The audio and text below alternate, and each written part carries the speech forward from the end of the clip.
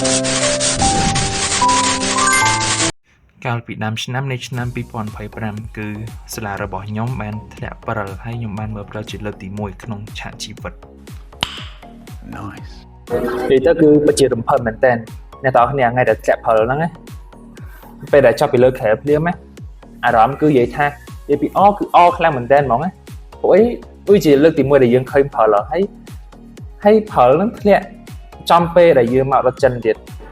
ព្រោះសិស្សច្បងគាត់នៅឆ្នាំមុនដែលគាត់មកអត់មានធ្លាក់ព្រិលទេហើយធ្លាក់ជាលើចុងក្រោយបងគឺឆ្នាំ2020ហើយ2020ហ្នឹងនិយាយថាធ្លាក់គឺ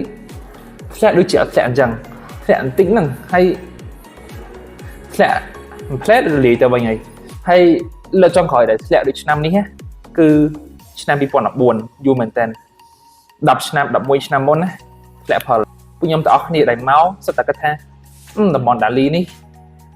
ធ្លាប់លើសិស្សច្បងក៏ប្រាប់ថាអត់ធ្លាក់ផលទេបានត្រឹមតែជាត្រឹម 1-2 អង្សាសេចឹងទៅវាអត់ក្រោម0ទេ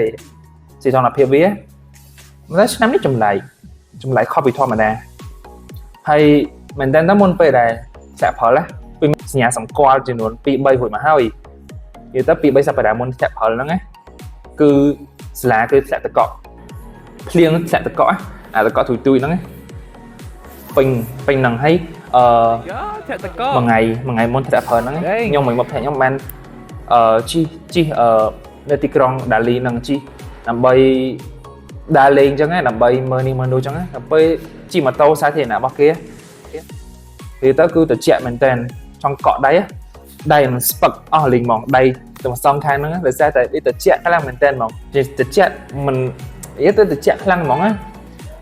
ធម្មតាវាត្រជាក់មែនប៉ុន្តែអាមុនផលមួយថ្ងៃហ្នឹងគឺត្រជាក់ខុសពីធម្មតាមកគឺត្រជាក់ខ្លាំងមែនតើអញ្ចឹងធ្វើឲ្យពួកខ្ញុំពេលហ្នឹងចង់កក់ហ្មងពិបាកទ្រាំមែនតើជិះម៉ូតូតាមផ្លូវហើយដល់ពេលហើយថ្ងៃស្អែកភ្ញាក់ពីលើក្រែមក surprise ស្រាប់តែធ្លាក់ផលមកគ្រឿងមួយដែលមិនគួរឲ្យជឿនៅស្រុកខ្មែរគឺអត់មានផលទេហើយមកចិននេះមកចំតំបន់ដែលអត់ធ្លាក់ផលទៀតកម្រមិនថាធ្លាក់ទេគាត់ថាវាកម្រធ្លាក់ហើយដល់ពេលហើយថ្ងៃនោះស្រាប់តែវាធ្លាក់អញ្ចឹងទៅវាពិតជាអារម្មណ៍មួយដែលសែនអមែនតើហ្មងហើយមួយវិញទៀតផលដែលធ្លាក់ហ្នឹងគឺធ្លាក់ចំពេលដែលគេវ៉ាកងសិស្សភាគច្រើនដែលមករៀននៅទីនេះគឺគាត់ទៅស្រុកដោយសារតែវ៉ាកងយូរដែរណាវ៉ាកងទួយគេ40ថ្ងៃលេងហើយធ្លាក់ផលហ្នឹងធ្លាក់ចំពេលដែលវ៉ាកង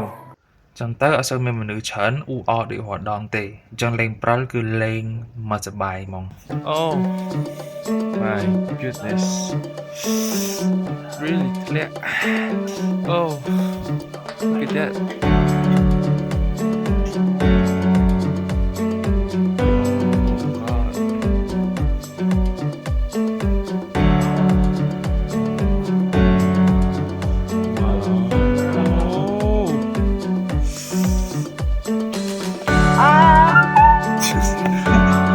Sắp khen mẹ làm gì đây